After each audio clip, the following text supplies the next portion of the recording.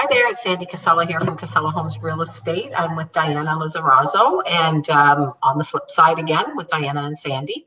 And today we're going to talk about BRRRRs and flips and also buys and holds. We'll talk about that as well. So if you are an investor or curious about investing, we have all the information here that you need. We do this each Tuesday at 1 o'clock live on Facebook. And every week will be a different topic.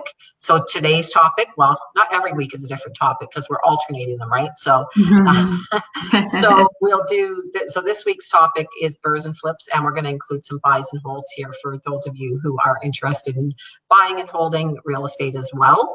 So I'm going to talk to Diana Lizarazo today, like I said, and we will talk about investing in the different types of investing that there is. If you have any questions, you can certainly type them into the chat, and we're happy to answer them.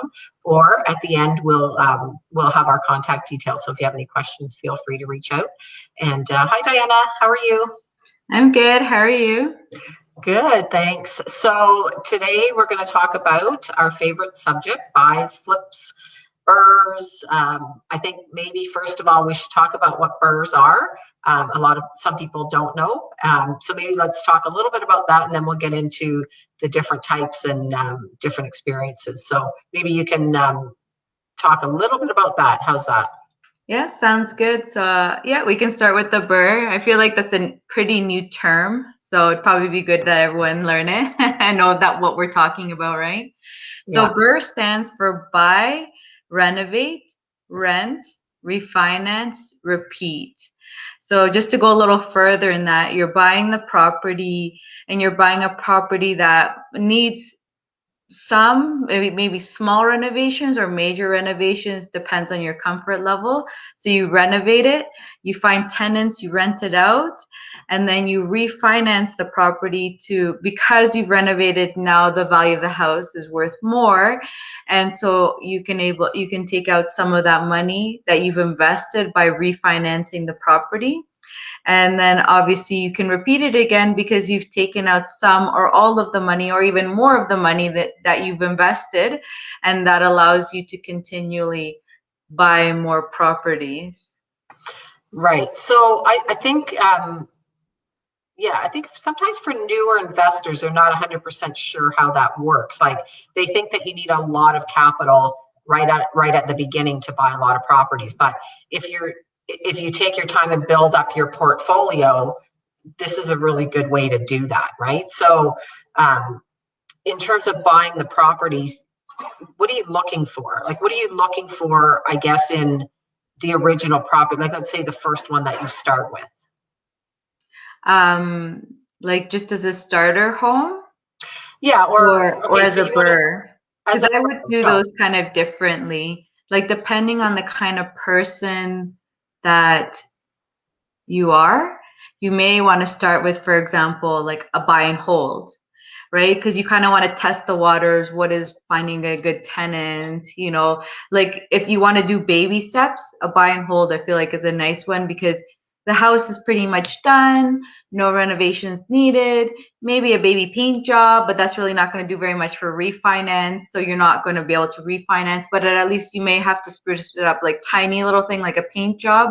But really the purpose is, you're getting those tenants in, they're obviously helping you pay down the mortgage, and you're not doing too much work in the sense of renovations or anything to the property.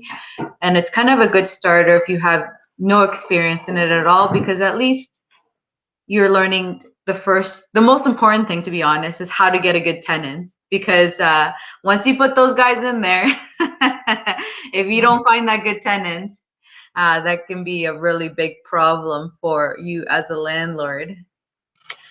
Yeah, that's for sure. And I think I want to talk a little bit about that because I think there's some misconceptions out there, and I know a lot of times people get a tenant into a property, and we're getting a little off topic here, but I think this is a really good subject because a lot of times what I find is I have clients who will buy an investment property and they'll put a tenant in there and they go to sell the house, let's say 5 years later, and they've never raised the rent because it's a good tenant. And I get that. However, when you do that, it's really hard to sell the property at that point, because now because the property's gone up in value, your numbers aren't going to work. And if you have a tenant in there, that you can't ask the tenant to leave because you're selling it. But if you want an investor to buy that property, there has to be some return on that investment. So I think it's a mistake to not raise the rent. I mean, it's not a huge amount that it goes up every year because you're limited in the amount, but I really think you should increase the rent. Even if you want to increase the rent, and I mean, there's other ways to do that. You could increase the rent and give it back to them. Like if you really don't want to, you could increase the rent and give it back to them in some form. But at least then that is their base rent, so that when somebody goes to buy it, the numbers are going to work. Mm-hmm. Yeah. And I think, I mean, yeah, I also believe you should always raise the rent, just because it also depends on the kind of property it is. Like if you're doing, for example, all utilities in, I mean, utilities are increasing in value, so maybe you keeping it at that specific price may mean that actually you're reducing the amount of money, either cash flow, or you're reducing the amount of money that you're getting, right? And then, I mean, you may not even be breaking even. Right. So there's a lot of reasons to raise the rent. Also, I mean, because of inflation, the dollar is always going down. So that's really the purpose of also increasing the rent, because I mean, a dollar last year isn't the same thing as it was this year. A dollar is worth less now than it was yesterday. I mean, not so Yeah. yesterday, but you know. Yeah. Yeah. Yeah. Yeah. I get So what you there's a mean. lot of reasons to raise rent, because uh and then, like, if you're again, if you're treating it like a business, then obviously you have to raise the rent, because I mean, you got to make your margins, and you have to, um like, you may be hiring a property manager, so you need to cover all your expenses, and there's just lots of reasons that Yeah. you'd want to raise the rent. Like, I know a lot of people feel very guilty, um but I mean, like, understanding why you're doing it may help you, and may help you reason with yourself as to why you want to raise the rents. Yeah. And just keep it in line with like the current rents, because like rents have gone up so much in the last few years that anybody that got into has been renting a house for 5 years or whatever, they're paying way under market value probably than what the rents Mm-hmm. are right now. So they realize that they're probably paying under market value. But another issue that brings up is, sometimes you get a tenant in, and you make a deal with the tenant that maybe they're maintaining something, right? Like maybe it's a larger property and they're maintaining the grass or whatever. So instead of you paying somebody to do that, you're giving them a reduced rent to maintain something. But like it could be as simple as, let's say you have a unit that's got 3 or 4 units in it, and one of those people is, maintaining, let's just say, the grass and bringing the garbage or whatever. Really what you should do is don't decrease their rent. Like, don't say, okay, I'll decrease your rent by $200 and you maintain it. Because what happens is, if something goes wrong in the future and they don't live up to their end of the bargain, you can't now raise their rent $200 and say, well, your rent is $1,400 instead of 12, because you've got a base rent. So you're always better off to charge them the full amount of rent and then pay them for what they're doing, or rebate it back in some form. Don't Yeah. include it as that, because you have a problem if they don't maintain, if they don't do what they said they're going to do.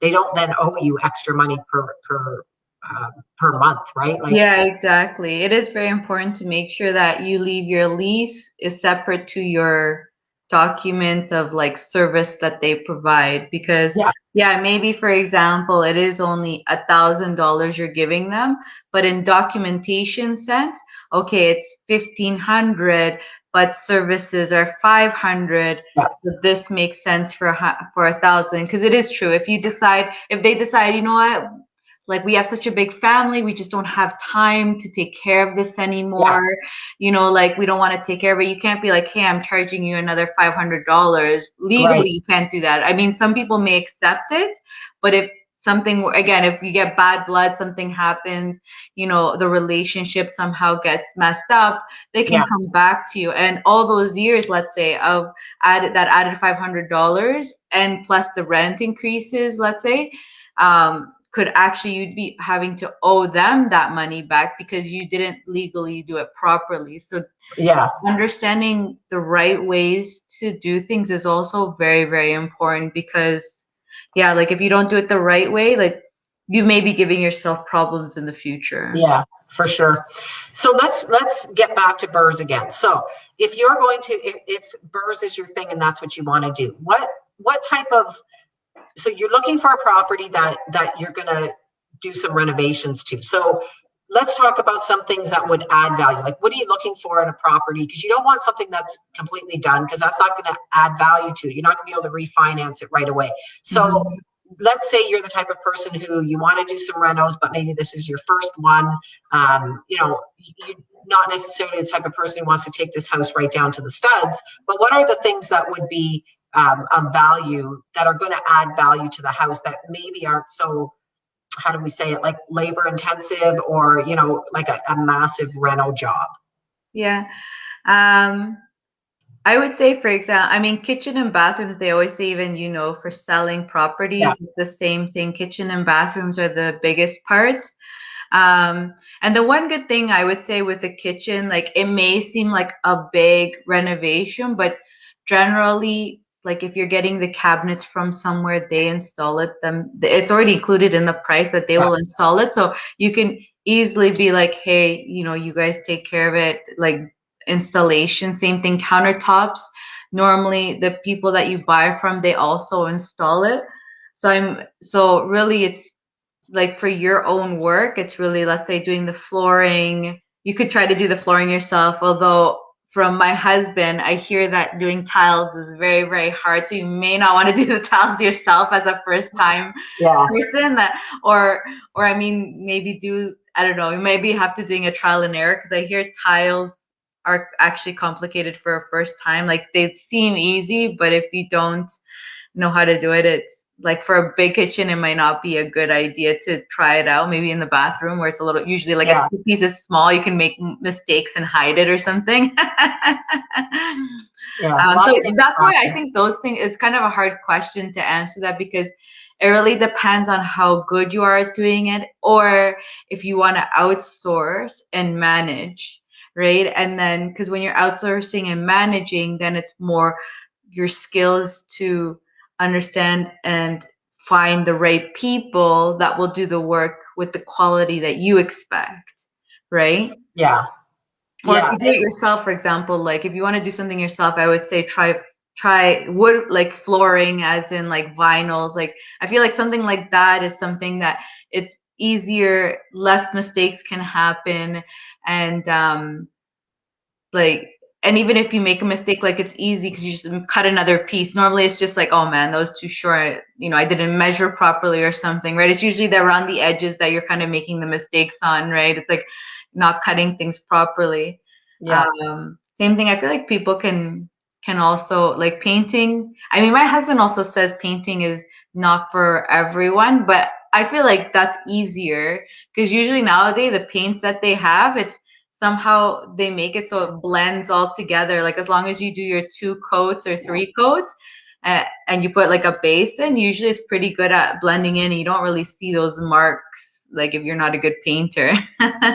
Yeah. I don't know that, like, even that's the worst. Like sometimes it's just like the finishing around the, you know, the edges and cutting, right? The cutting part Yeah, of it, because a lot of times you see where people have painted themselves and then it's, you know, all over a the little ceiling and dot, stuff like or it's that. like a Yeah. little bit. Yeah. Yeah. So I guess that's it. But I think if you want to refinance it and you want the house to be worth more money, you've got to do some, you know, maybe it could be as simple as a basement that's not finished, right? Like if you buy a property that the basement's not finished, or you know, different things like that, that you can add some value to the house, right? Maybe Yeah, some landscaping, whatever your thing is. But I think most people who get into BRRRRs or flips are probably, you know, they've either got some connections in the construction industry, or they are in the construction industry in some capacity, right?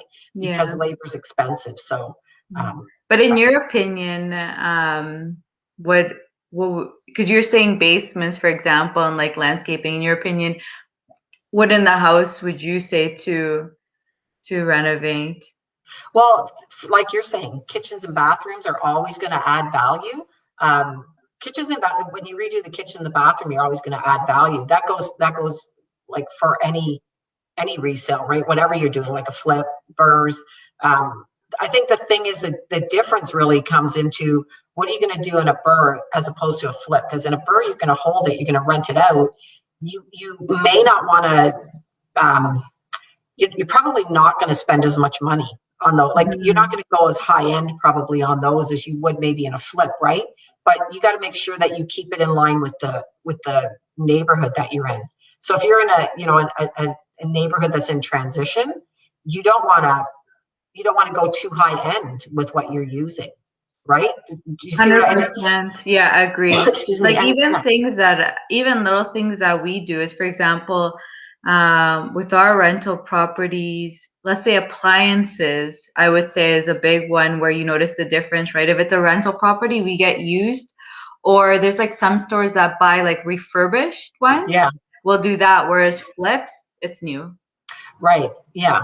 Exactly. Because you're catering to a different clientele, and then if you're going to hold on to the property for a number of years, you don't want to go too high end in there and have to, and then in 5 years you got to replace everything, and they were high end stuff. But yeah, especially with another, appliances, the quality is yeah, so terrible these days now. yeah, Your stove for starts breaking down after like 2 years. I know it's crazy, but I think even like if BRRRRs is your thing, or even flips, I mean, I would, if you have kind of like a set standard of what you're using all the time, instead of like every time you buy a house going out to source the flooring and source like the kitchens and stuff like that. If you just have a set standard of what you use for everything, it's very easy. And then you'll also get very good at like pricing it, right? So you'll be able to like really figure out what a house is going to cost you to rehab to a certain level, right? So I know somebody who does like student housing out in Kingston, and they have a very set pattern of what they do for every house. So they don't ever deviate from it. They buy a house, the same flooring, same, like they set everything up the same way. So it's much easier to price things out that way. Now is a little wonky because materials gone up so much, but I mean, it will come back down to where it was. Mm-hmm. But if you can quickly, you got to be able to quickly transition. So you got to know what things are going to cost you. So Yeah. I think that's an important one. And I think actually that you said that, because that's something interesting that we've actually gone through is we had our standard products, but I think also realizing that if you're going to switch from city to city, it may actually change, because something in Absolutely. Toronto that is, for example, in right now is like we have to change all the windows. You don't do white framed windows. They need to be black, so it's like little things like even flooring color, like, or walls. Something I noticed, like the walls, everyone in Toronto does white walls now, whereas like normally it's the gray walls, everyone's into the gray. So also I think and I mean, this is a flip that I'm talking about, but just making sure you also know, I guess if you're going to stick in one city, it's usually easier because like that, it's pretty standard. Or, I mean, not one city, because I mean, in general, I don't know, maybe Toronto is like its own separate little thing, because we usually, same thing, had our standards of like, we get like these kind of floorings, this kind of paint, we had our things. Whereas in Toronto, it was like, oh, okay, we got to do white walls because that's the thing, that's what's in right now, right? Oh, we got to do like windows, they need to be black framed windows, which was like, oh, okay, I didn't know that was in, but sure. Yeah, it's interesting, eh? It's very interesting. But I think it even within a city, it comes down to the areas, right? If you're in an area in transition, and that's actually a good point too, if you're into an area in transition. And I think for BRRRRs, that's kind of what you want to look for. What are the neighborhoods that are transitioning right now, that right now, the prices are lower? I remember, when I first started investing in Hamilton, I think I'm going to say about 10 years ago, you want it to be, on a certain side of King Street or Main Street. And, now those lines have very much changed, right? Like people didn't touch stuff that was north of King Street. And now it's totally different. Even Barton and some of the different areas here have really changed. So I think those, if it's a BRRRR and you're going to hold on to it, if it's more long term, find those areas that are in transition. And those are the areas that are going to go up, right? You're going to have more upside to those areas than you are in the areas that are already really established and expensive. I mean, location is really important. So you want to make sure you're in a good location. So, but having said that, if you can, look at the areas that are in transition, that's where you can realize some of your best return on investment, even in an up market like we're in right now, right? Like look for those type of areas. And that's where, having a good community around you makes a big difference, where you talk to people and you can understand these areas, right? Yeah. So what for you, how would you identify an area going through a transition? There's a number of different ways you can do it. Just one thing is doing research. So we started doing research on some different neighborhoods in Canada, and what we realized was that Hamilton is rated as one of the top 5 cities in the country to raise a family. So that kind of led us to Hamilton. And then Kingston is rated as one of the top cities to retire to in Canada. So those are the kind of things you want to look for. So things like that. And then when you get within a city, so in Hamilton, what's happening is along Barton Street, which we saw Center Mall get revamped, and then we saw what used to be Ivor Stadium get revamped into Tim Hortons Field. Then we had the GO train, which was getting put in all along that Barton Street corridor. So that tells you that that area is going to be in transition. It may not necessarily happen overnight. It's going to take a number of years. So we'll talk a little bit about Mississauga. So in Mississauga, we had the Lakeview area. So the Lorne Park area, Mineola, Rattray Marsh, Clarkson was was a very expensive area, and Lakeview, which is right along that corridor, was not. But when they took down what they called the Four Sisters, the stacks there, the coal plant, and then they started, revamping that area, now you're seeing it really start to move. Like that took years. That's probably, 10 years in the making. But those are the kind of things that you want to look for. In the city, where do you see money being put into the city? And that's when you know that area is going to be in transition. Those are the things that you need to look for. Yeah, that's very, very true. Especially, for example, like one of the main things we also look at is highways. It's very true. When you see, okay, a highway is going to be built somewhere, then you're like, what are the little towns around? Because it's going to boom. Exactly. Highways, public transit's a big one, like GO trains. GO train service is massive, right? Like people want to be near a GO train.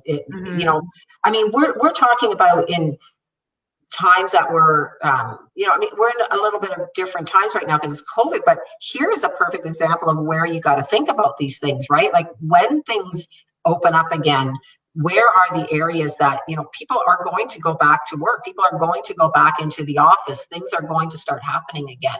So don't get caught up in what's going on right now. Think to the future of what's happening, and those are the areas that you want to get yourself into. Yeah, or even just the little changes that will happen. Yeah.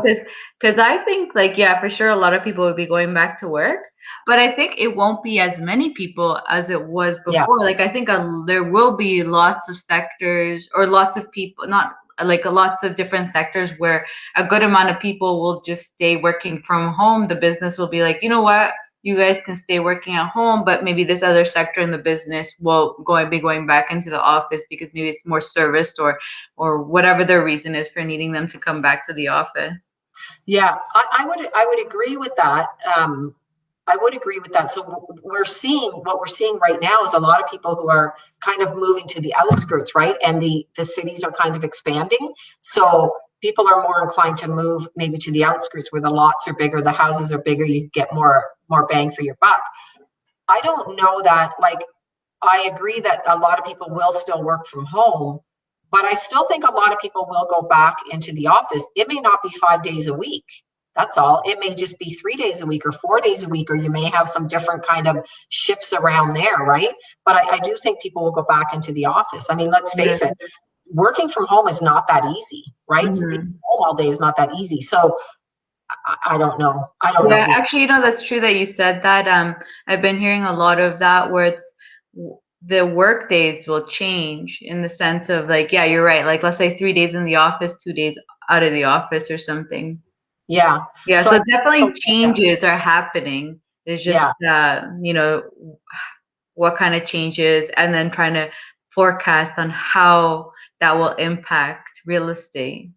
Yeah. Yeah. It'll be interesting to see, but let's talk a little bit about flips and kind of what you look for in a house that you're going to flip as opposed to in a house that you're going to BRRRR, and what's the difference? I mean, a flip, I'll let you talk a little bit about that. What's the difference between a BRRRR and a flip?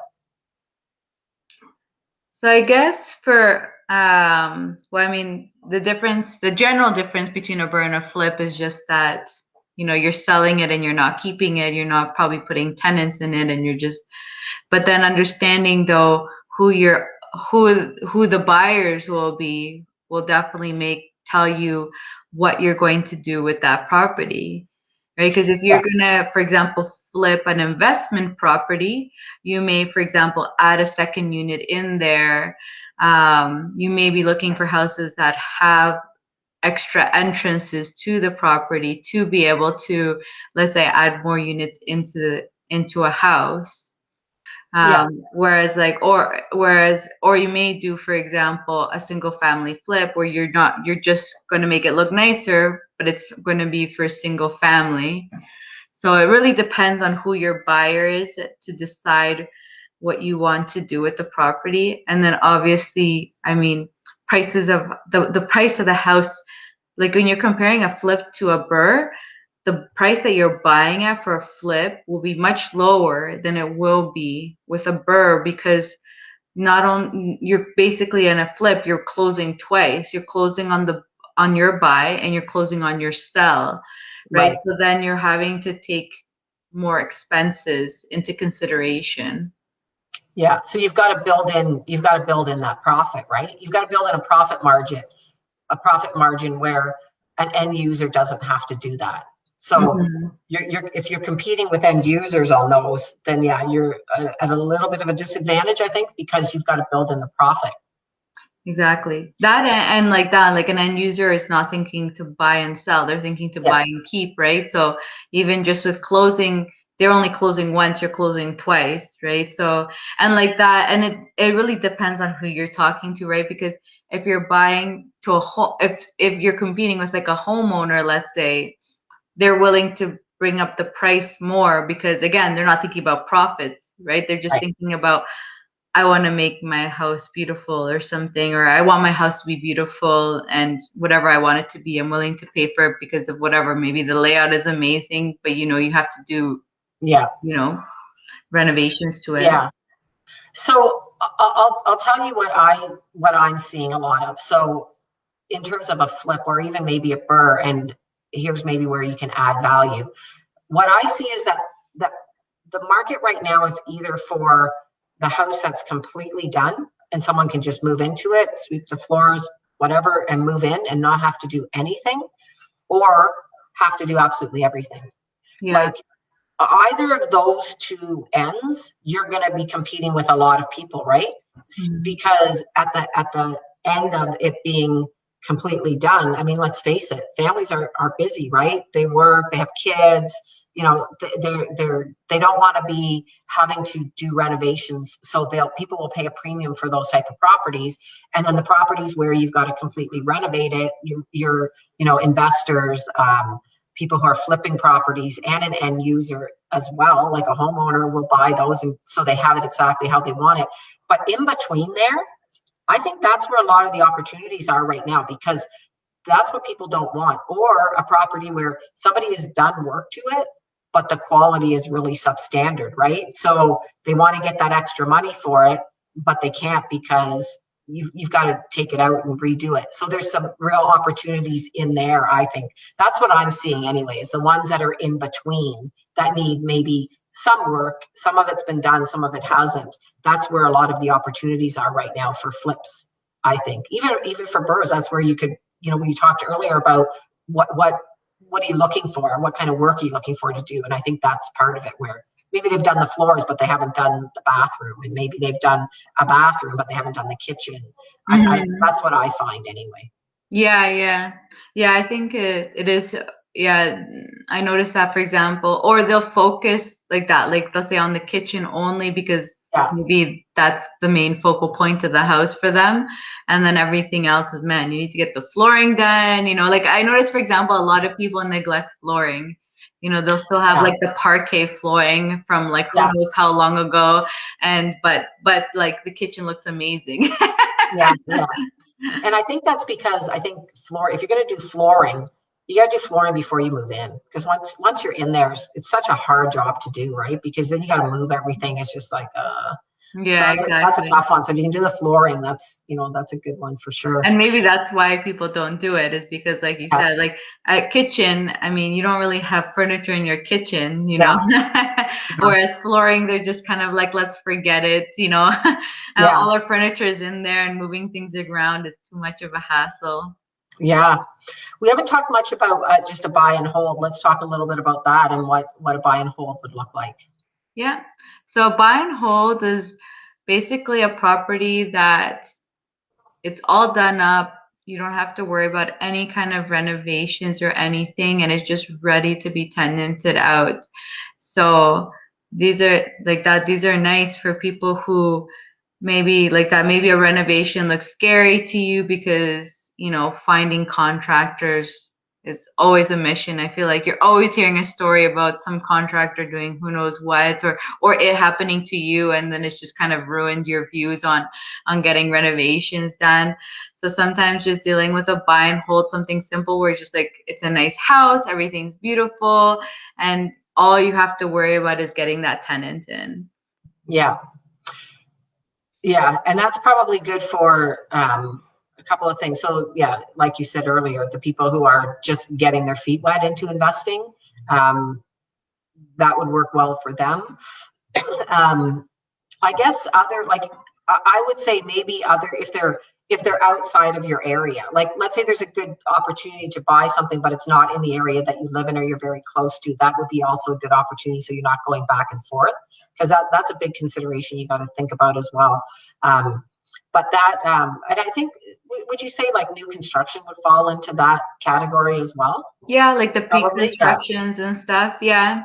I say that would fall into that too. Cause like that, like if you're putting renovations in there, I mean, it's more just because you want to. Cause I mean, the pre-construction properties are like nice and standard, and Yeah. it has everything it needs. There's nothing more when you're upgrading there is just because, oh, you have just the basic appliances and you're upgrading the appliances, or maybe you don't like the square tiles they put in, so you want to put like different kind of tiles in, right? But Yeah. really everything is nice, and it's just more your taste that you're changing. Yeah. Yeah.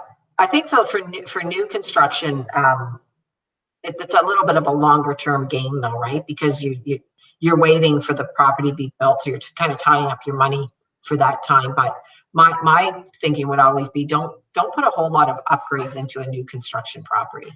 I Yeah. would anyway. That would be my advice, because I don't think you get that. I don't think first of all, you got to pay for that up front. Like it's not something you're putting into the mortgage kind of thing. You're paying for those things up front, and then everything tends to, like when you buy new construction, let's say once that project is completed, everybody starts moving in, and I'm thinking more along the lines of like a condo project.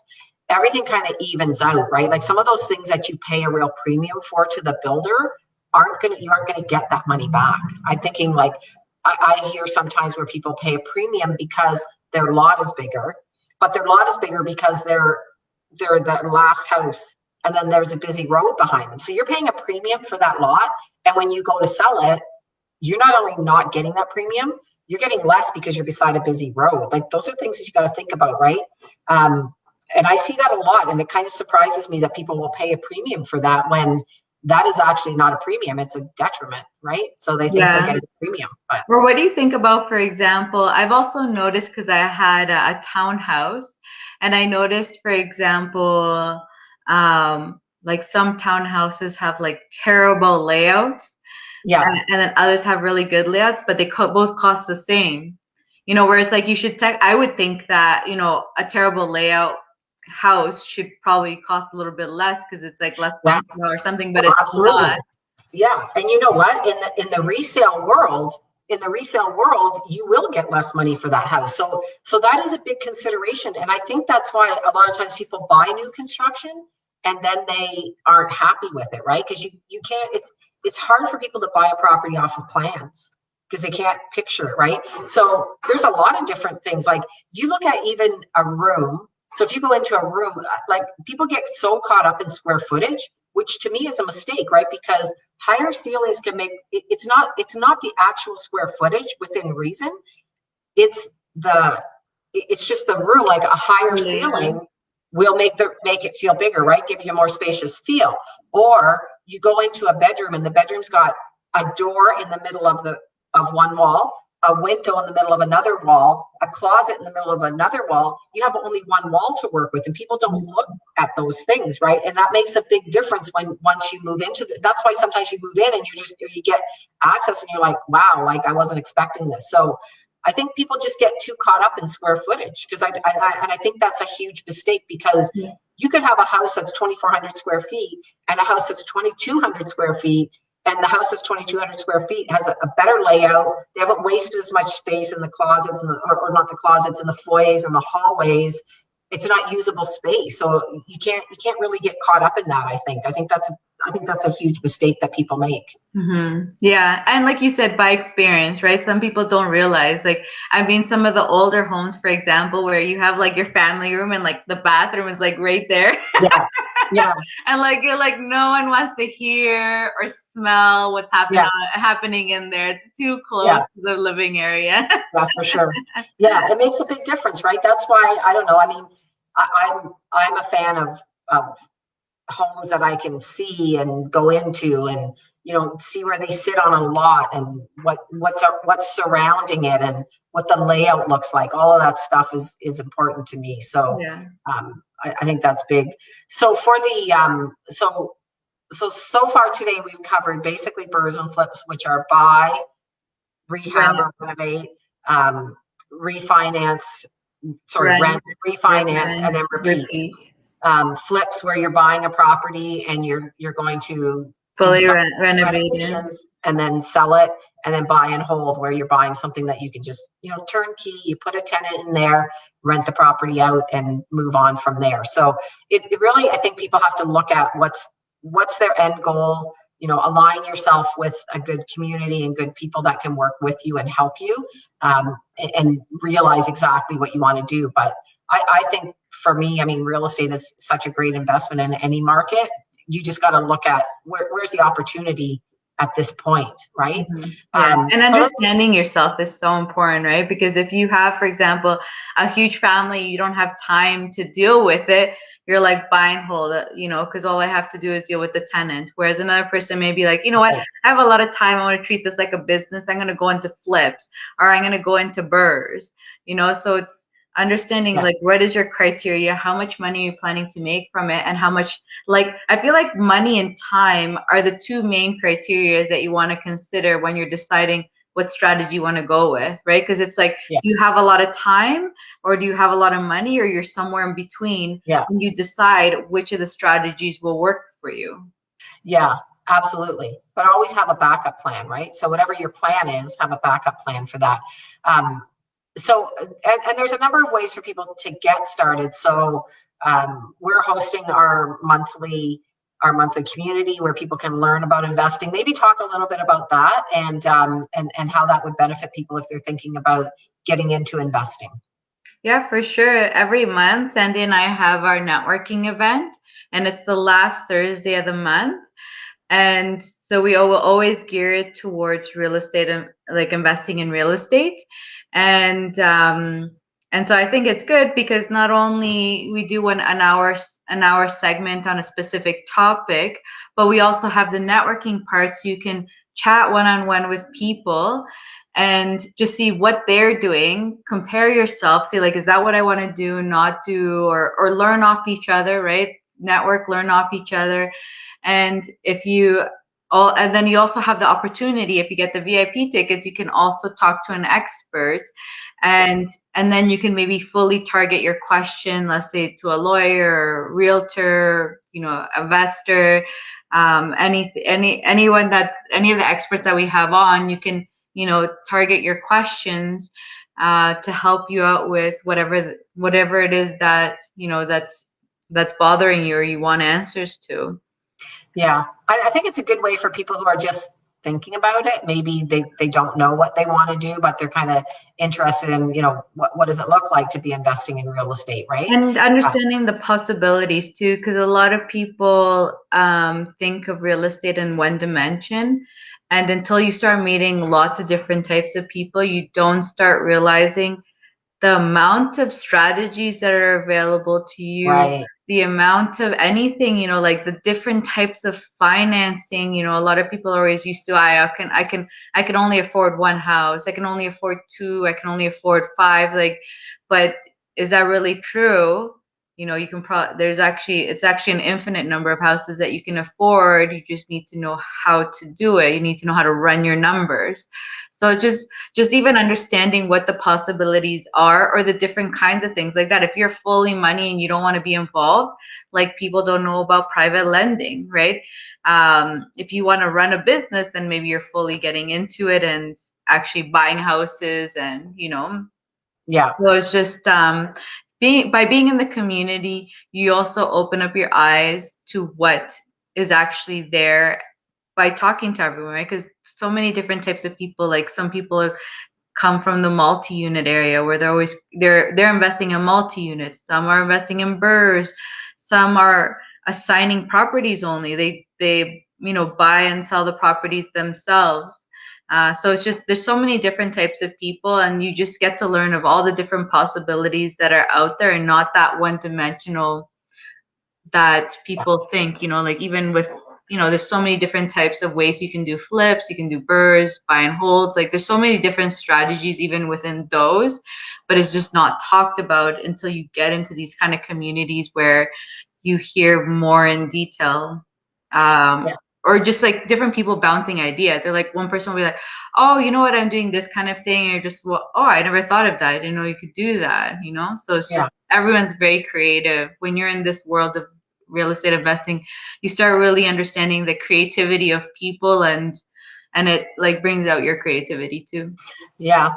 Yeah, it's great because you do get different ideas. And I think a lot of people get intimidated by investing in real estate, but really it's not that hard. It's not that hard once you get going and you understand what is involved in the real estate investing, right? I think it's Mhm. important because everybody has to live somewhere. So that's why I think real estate is such a great buy to me.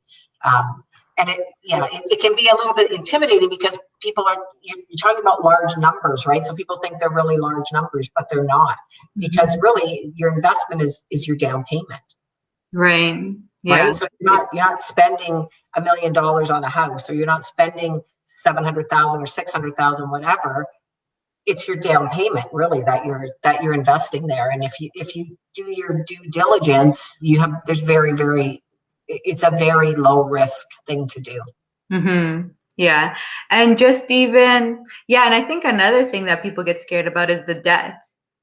Like, oh my God, I Yeah. have like an 800K mortgage that I have Mm. to pay off. And then when you start seeing the amount of money that you pay to interest, those kind of things also start scaring people.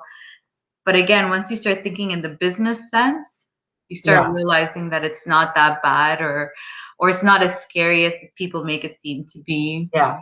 It's really not. Even, I mean, especially now when interest rates are, below 2%. Yeah, That's, exactly.